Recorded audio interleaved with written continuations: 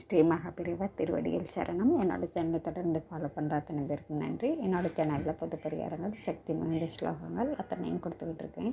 உங்களுக்கு ரொம்ப உபயோகமாக இருக்குன்னு நான் நம்புகிறேன். இந்த பதிவில் நாம் பார்க்க போகிறது, தங்கம் எந்த நேரத்தில் வாங்கணும், எந்த கிழமையில் வாங்கினா நமக்கு பல மடங்காக பெருகி நமக்கு சொர்ண யோகம் கிடைக்கும் அப்படிங்கிறத இந்த பதிவில் பார்க்கலாம்.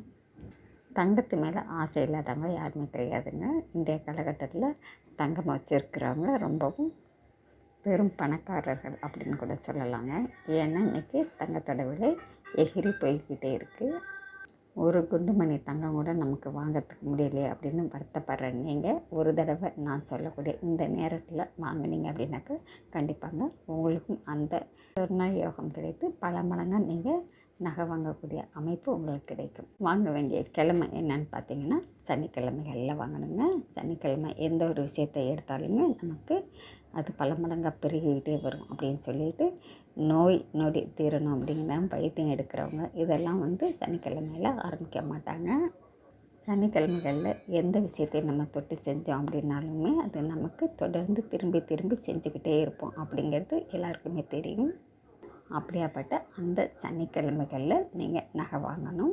அது எந்த நேரத்தில் வாங்கணும் அப்படின்னு பார்த்தீங்கன்னாக்கா செவ்வாய் ஓரை எந்த நேரத்தில் வருதோ அந்த நேரத்தில் வாங்கணும்.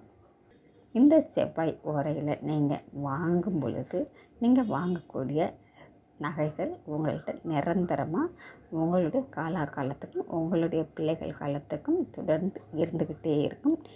அழியாத சொத்தாக உங்கள்கிட்ட இருக்கணும் அப்படின்னு நீங்கள் நினச்சிங்க அப்படின்னாக்கா சனிக்கிழமைகளில் செவ்வாய் ஓரையில் வாங்கி பாருங்கள்.